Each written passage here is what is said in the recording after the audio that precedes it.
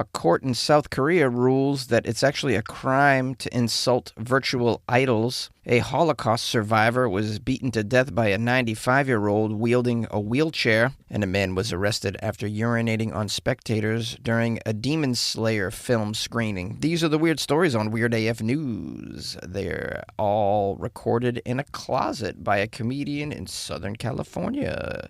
Weird news. Here we go. A South Korean court ruled that it's actually illegal to insult any virtual idols.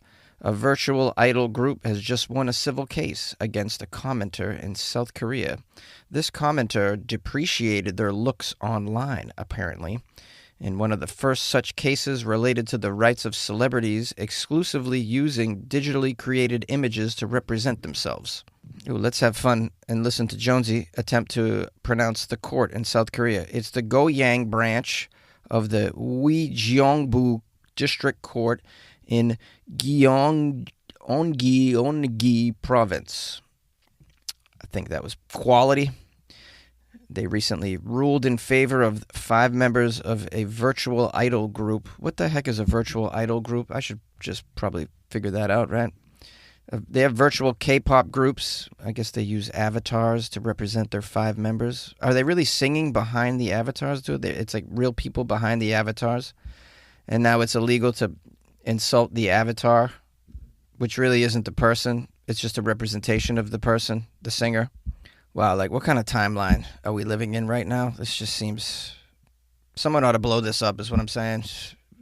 We deserve it. We all deserve it.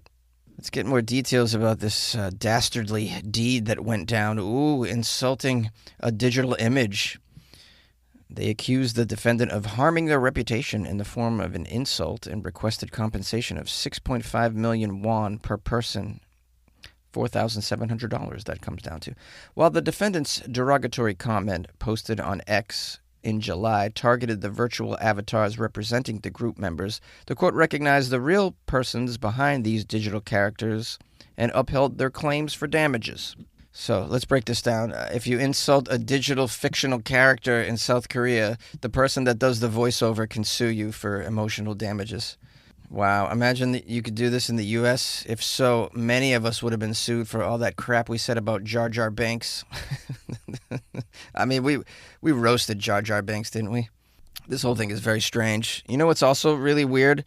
Insulting someone is a crime in South Korea. Who knew? Who knew? Oh, wait, let me fix that. Insulting someone that has money is a crime in South Korea. Sounds like a country that would never open their arms to roasts whatsoever. So you're missing out, South Korea. Roasts are great. But you are not emotionally mature enough to handle it over there, it would seem. Now, the defendant claimed that the comments were targeted against fictional characters, these virtual K-pop idols, whose identities were not the same as the actual people behind the screens. The court, however, said an insult against one's digital avatar should be regarded as libelous against the actual person. You are so stupid, South Korea. Can I just say that? You're so stupid. That's like suing somebody that you played online Call of Duty with because they insulted your online Call of Duty warrior avatar thing. I don't know what you call that. Character. South Korea would have been like, no, there's a person behind that, and their feelings matter. Wow, I thought the U.S. was, like, overly woke. This is ridiculous. Somebody should send this story to conservatives in the U.S. just to show them that, hey, guys, it's not that bad, really, you know. I mean, look where it can go. I mean, we could be just giving out millions of dollars to cartoon characters because people insulted them on Facebook. All right, let me wrap up this story. It says the court decided that the defendant was determined to have posted profanity against the virtual group and the people playing these characters in the virtual group. The real people who play the characters, their faces and identities are not even made public. No one even knows who these people are, apparently. Here's a quote from the court ruling. The avatar in the era of the metaverse is more than a virtual image, but a way of expression of the user, one's identity, and one's way of communicating with society.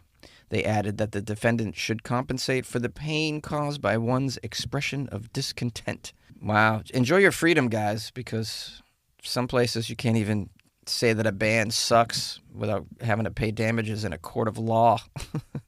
I mean, just imagine you insult a band and now you're in court. Wow. You got to hand them over your money. You don't even like the band. You got to give them your money. If this happened in the U.S. in the 90s, Creed would have cleaned up. Wow, the Korean culture is so contradictory. You can't insult a band, but apparently you can grope women on the subway. That's okay. This article ends by saying, a virtual idol is a form of musical act that's been growing in popularity in South Korea, referring to those represented by digital images whose movements and expressions are tracked through the motion capture technology of real people. The actual face and personal information of the people controlling the avatars are usually never revealed to the public, forming identities that are independent of their actual self. Well, not according to the court. It's not independent of their actual self because, you insult the image. The courts are saying you're insulting their person. I mean, you could be like, nice, stupid blue hair, and then now you're going to court. The real person doesn't even have blue hair, but they feel insulted.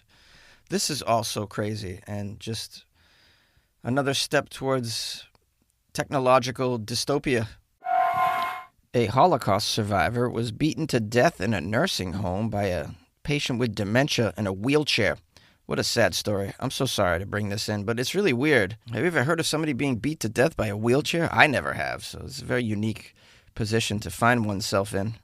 I'm not going to make jokes about these people, though. You can count on that. That's not me. We have here a 95-year-old woman in New York is now facing murder and weapons charges for what transpired at a retirement home. Late Sunday evening, the Seagate Rehabilitation and Nursing Center in Coney Island became a crime scene. According to police, 89-year-old nursing home resident Nina Kravstov happened to be beaten by another resident of the nursing home. This particular resident decided to use a piece of a wheelchair during the attack.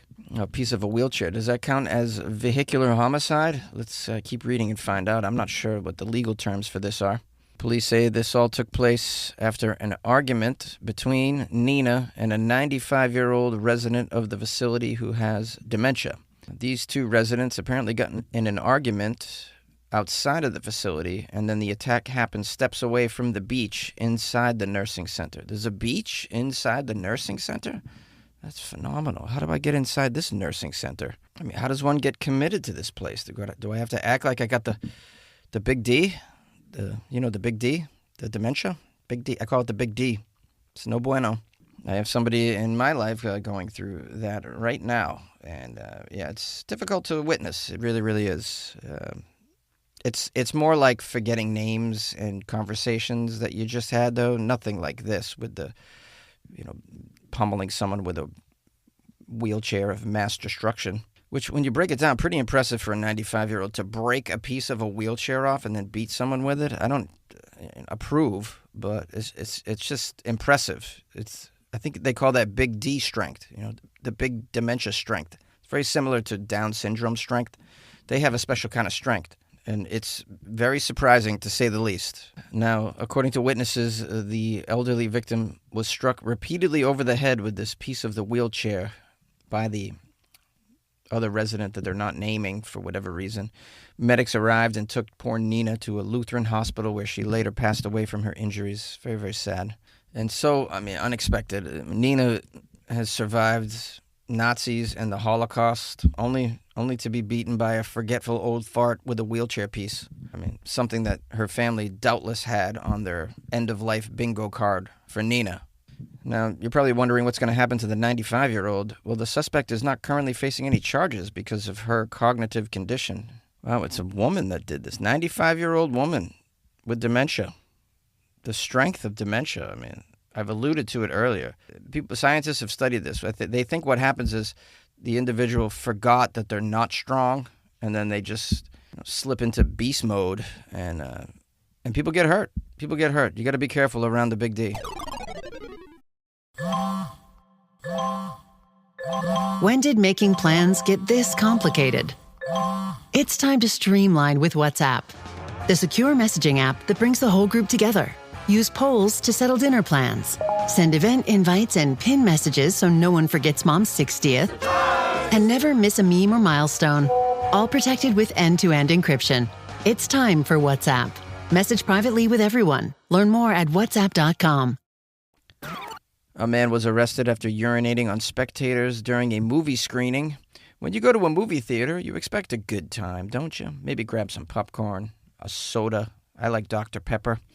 Hey, you settle in for a couple of hours of escapism in your little movie theater world. This was the plan for a group of moviegoers in Arizona until their night took a bizarre and disgusting turn thanks to one unhinged individual. No, he didn't pull a weapon or try to fight the crowd. What he did was a little stranger. He apparently stood up in the middle of the Demon Slayer movie, unzipped his pants, and began urinating right there in front of everyone, including children, sadly. And still, this is not the weirdest anime fan I've met. Yes, you know what I'm saying? They're weird people. All right, let's get some more details about this urinating terrorist and what happened to him. Some people froze in disbelief while this was happening. Others were not about to let it slide. In fact, one audience member decided to take immediate action, walking over and punching the man straight in the face. In the now viral video, you can see the individual, Lemil Hull, get punched straight in the face. You can see him getting smacked around while, hilariously enough, Zenitsu is showing off his flashy combat skills on screen simultaneously. The dramatic music playing at that moment accidentally gave the whole mess a very cinematic flair. Yeah, I watched the clip. It's shadows fighting in front of a movie screen. You can't really see details, but it actually looks it looks cinematic as they've described it. It doesn't seem completely out of place, I guess is what I mean. Now, it says the theater staff quickly acted. They turned on the lights.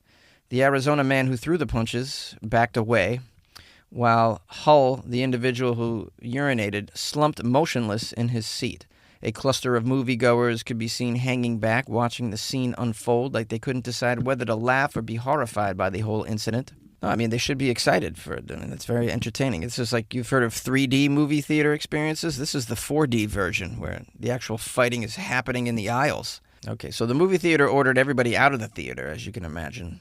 And the police arrived, and Hull, the piss demon, was detained by Arizona PD. According to reports, he was booked on several charges, including indecent exposure, disorderly conduct, criminal damage, and refusing to provide a truthful name.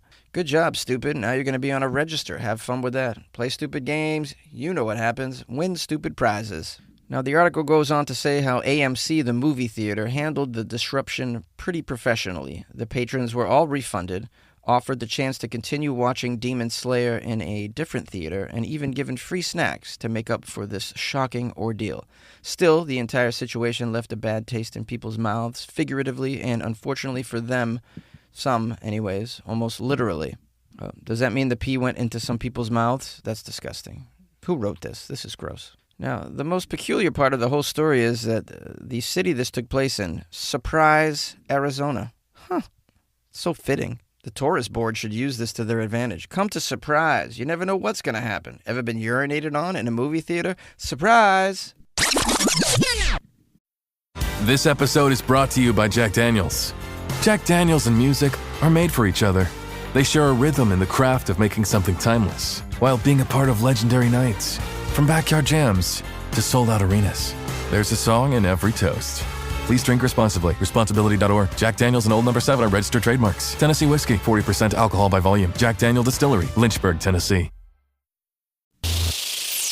Hey, beautiful people, my loyal listeners, thank you for spending some time with me and the Weird AF News Podcast. Another episode in the books. Appreciate it. If you haven't subscribed, please consider doing so. If you like weird news 5 days a week, that's what we're offering here. On Friday, I only do weird news from Florida. That's how it goes. So please subscribe if you haven't already. If it's something you want, you may not want it. I'm just letting you know what goes on over here. Usually my episodes are a little more lively than today's, but I'm just really hungover, so just dealing with it. I want to read an email I got from Martin, who's gave me a shout-out from London. He says, your show has been on my flash briefing for years now, Jonesy, and makes me laugh AF. It's the last in queue after listening to the depressing news daily, but leaves me with the better mood for the rest of the day. I know you are a solo, closeted fun boy, but just had an idea that could perhaps invite your hangover friend for Monday's show to tell their weird stuffs that happened to them over the weekend and end it on a dry or funny joke. Just a thought to spice up your show. Keep up the good work. Thanks. Best of luck, Martin. So shout out to Martin for this lovely email. And Martin gives a damn about the show. He's even got suggestions on how to maybe improve it. I'm not gonna take your suggestion, Martin, but thank you for that. A lot of people have suggested that I bring other people on the show, but I like to live by the principle: if it's not broke, don't fix it. You know what I mean? Like, this is working for many people, so I'm not going to change a thing. You know, if it wasn't working, then yeah, I'd have to try something else. But it is, so I hope you're not offended, and I hope no one else is too. That I mean, I get a lot of suggestions. How about you do Texas Tuesday? How about you do this? How about you have a co-host? How about you let me be your co-host? Imagine me letting a listener be a co-host. I mean, these are some of the suggestions I've gotten, but I'm not doing any of this stuff. This is what it is. There might be some minor changes, but I'm not doing major structural changes to something that's working. Now let me move on to this other awesome email I got from James and Carson, who wrote, Jonesy, man, we sure do appreciate your contribution to our morning routine. My alarm to leave the house and take my 16-year-old son to the collegiate high school campus starts off our morning with news by Reuters. By the time they are done giving us our morning update on the state of the world that we live in, we are so glad to hear your podcast begin. Ironically, it is a relief to listen to the absurd news that you share and hear your breakdown of the crazy shenanigans that are happening. Somehow the wacko news headlines that you share seem to hit a bit different than the news that we get from Reuters. When the Weird AF News begins, we can feel the tension lift from whatever political headlines we just had to digest. Thank you so much for giving us chuckles. Laughter really is the best medicine. Keep up the great work. James and Carson. What a lovely email. That's 2 amazing emails from people. I think I might have a third. Let me check. Oh, yeah. I got an article that was sent to me from someone named Jesse. Hello, Jonesy. Here's a fun Florida Friday story. Thanks for all your hard work, buddy. I love your podcasts and the way you foster community. Keep it up. From your loyal weirdo, Jesse. So shout out to Jesse, a loyal weirdo. These are all loyal weirdos that have reached out to me, and they make me feel good with their lovely messages. I'm so lucky that I have such a good group of listeners. We're not large, we're small, but we're mighty. And I just appreciate all the love and support. So thank you so very much for writing me. You can always send me an email to funnyjones@gmail.com. You can go into my DMs on Instagram @funnyjones as well. That's another way to get a hold of me. So if you'd like to, and say hello. And you can even give me feedback for the show if you don't like it. I'll read some of those too, and then I'm gonna totally crap on you, but you can still do it. It's very democratic here at Weird AF News. We read all the reviews, good and bad. It's kind of fun reading the bad ones, though, isn't it? Anyways, if you want to leave a review, yeah, there's places you can leave reviews to help out. Yeah, Amazon, Apple Podcasts, and Spotify. You can give me 5 stars if you'd like. That takes about a second of your time. I'd appreciate that. Just takes a second. But again, you don't have to do a damn thing, but listen to Weird AF News. I appreciate your time, as always, which is why I'm going to keep this outro as brief as possible. Thank you so much, and have a great afternoon.